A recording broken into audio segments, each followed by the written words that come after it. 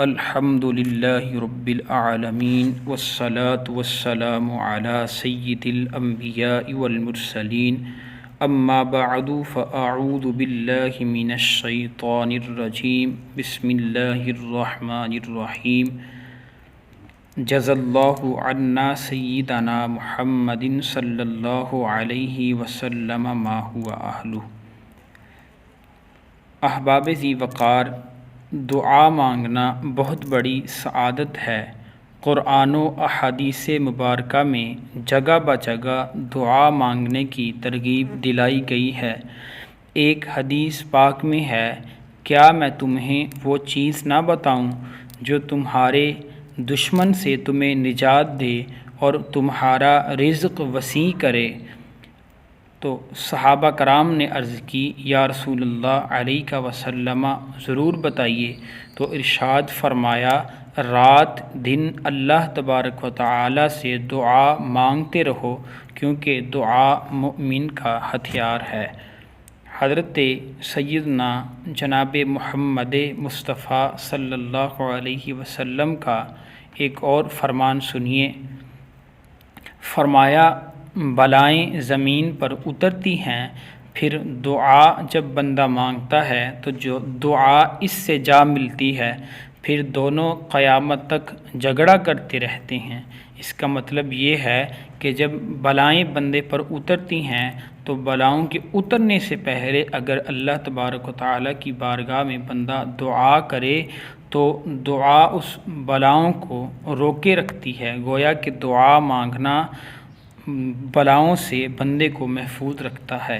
حضرت سیدنا ابو ذر غفاری رضی اللہ تعالی عنہ ارشاد فرماتے ہیں، عبادات میں دعا کی وہی حیثیت ہے جو کھانے میں نمک کی ہے، یعنی کہ جس طرح کھانا نمک کے بغیر بدمزگی پیدا کرتا ہے، ایسے ہی عبادت میں بھی اگر دعا نہ مانگی جائے تو عبادت بدمزہ ہوتی ہے۔ اللہ کے محبوب صلی اللہ علیہ وسلم نے فرمایا، جو مسلمان ایسی دعا کرے جس میں گناہ اور قطع رحمی کی کوئی بات شامل نہ ہو تو اللہ تبارک و تعالیٰ اسے 3 چیزوں میں سے کوئی ایک چیز ضرور عطا فرماتا ہے۔ نمبر 1، یا اس کی دعا کا نتیجہ جلد ہی اس کی زندگی میں ظاہر ہو جاتا ہے۔ نمبر 2، یا اللہ تعالیٰ کوئی مصیبت اس بندے سے اس دعا کے صدقے دور فرما دیتا ہے۔ نمبر 3، یا اس کے لیے آخرت میں بلائی جمع کی جاتی ہے۔ ایک اور روایت میں ہے کہ بندہ جب آخرت میں اپنی دعاؤں کا ثواب دیکھے گا، جو ایسی دعائیں جو دنیا کے اندر مقبول نہ ہوئی تھی، تو تمنا کرے گا کہ کاش دنیا میں میری کوئی دعا قبول نہ ہوئی ہوتی۔ آپ نے دیکھا کہ دعا رائے گاں تو جاتی ہی نہیں، اس کا دنیا میں اگر اثر ظاہر نہ ہو تو آخرت میں اجر و ثواب مل ہی جائے گا، لہٰذا دعا میں سستی کرنا مناسب نہیں۔ دعا کے اندر 5 فائدے اللہ تبارک و تعالیٰ کی طرف سے بندے کو عطا کیے جاتے ہیں۔ پہلا فائدہ یہ ہے کہ اللہ عز و جل کے حکم کی پیروی ہوتی ہے، کیونکہ اس کا حکم قرآن کے اندر ہے، ادعونی استجب لکم، مجھ سے دعا کرو میں قبول کروں گا۔ پہلا فائدہ یہ ہے کہ دعا مانگنے سے اللہ کے حکم قرآنی پر عمل ہوتا ہے۔ نمبر 2، دعا مانگنا سنت ہے۔ ہمارے آقا صلی اللہ علیہ وسلم اکثر دعا مانگا کرتے تھے، لہٰذا دعا مانگنے میں اتباع سنت کا شرف بھی حاصل ہوتا ہے۔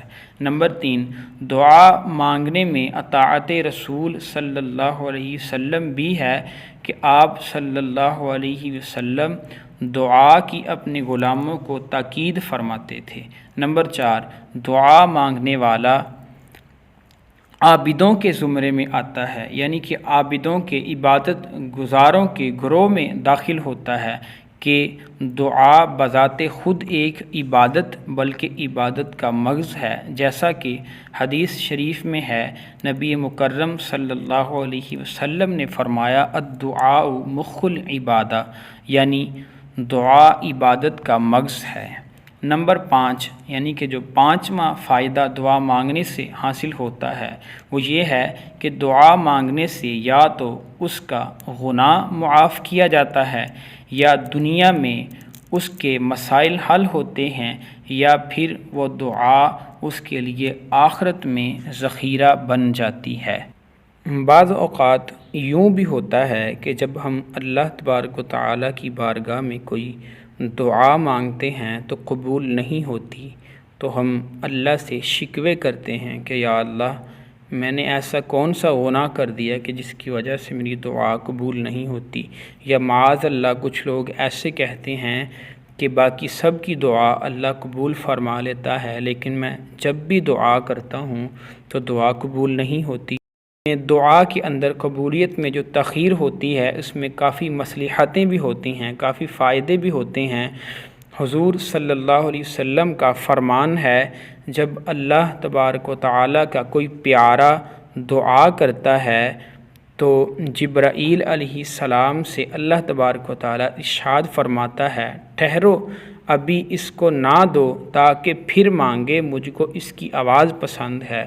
اور جب کوئی کافر یا فاسق دعا کرتا ہے تو اللہ تبارک و تعالیٰ جبرائیل علیہ السلام سے فرماتا ہے کہ اس کا کام جلدی جلدی کر دو تاکہ پھر نہ مانگے کہ مجھ کو اس کی آواز مکروہ یعنی کہ ناپسند ہے۔ جو حدیث پاک گزری ہے اس میں یہ بتایا گیا کہ اللہ عز و جل کو اپنے نیک بندوں کی یہ گریہ وزاری پسند ہے، تو یوں بھی بسا اوقات دعا قبولیت کا درجہ نہیں رکھتی، اس میں مصلحت ہوتی ہے۔ دعا کے آداب میں سے یہ بھی ہے کہ دعا کے قبول ہونے میں جلدی نہ کی جائے۔ حدیث شریف میں ہے کہ خدائے تعالی عز و جل 3 آدمیوں کی دعا قبول نہیں کرتا، ایک وہ کہ جو گناہ کی دعا مانگے، دوسرا وہ کہ ایسی بات چاہے جس سے قطع رحم ہو، تیسرا وہ کہ قبولیت میں جلدی کرے یعنی کہ کوشش کرے، یہ خواہش کرے کہ جب میں مانگوں فوراً مجھے عطا کر دیا جائے۔ اس حدیث میں فرمایا گیا ایک تو ناجائز دعا نہ مانگی جائے، وہ قبول نہیں ہوتی، نیز جس دعا سے قطع رحم ہو یعنی رشتہ داروں کا حق ضائع ہوتا ہو ایسی دعا بھی ہرگز نہ مانگے۔ دعا کی قبولیت کے لیے جلدی بھی نہ کریں کہ ایسی دعا قبول نہیں کی جاتی۔ اللہ تبارک و تعالی ہمیں جو سنا اس پر عمل کی توفیق عطا فرمائے، اور دنیا سے مانگنے کی بجائے ہر وقت اپنی رب تبارک و تعالی کی بارگاہ سے مانگے۔ حدیث مبارکہ کا مفہوم ہے، سرکار مدینہ صلی اللہ علیہ وسلم نے فرمایا کہ اگر تمہاری جوتی کا تسمہ بھی ٹوٹ جائے تو وہ بھی اللہ تبارک و تعالی سے مانگو۔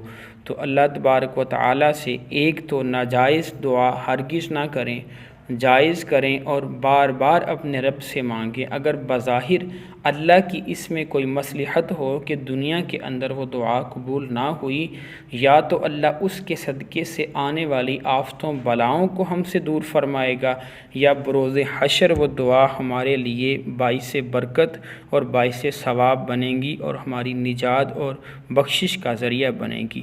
اللہ تبارک و تعالی ہم سب کو عمل کی توفیق عطا فرمائے، آمین بجاہ النبی الامین وصلی اللہ علیہ وسلم۔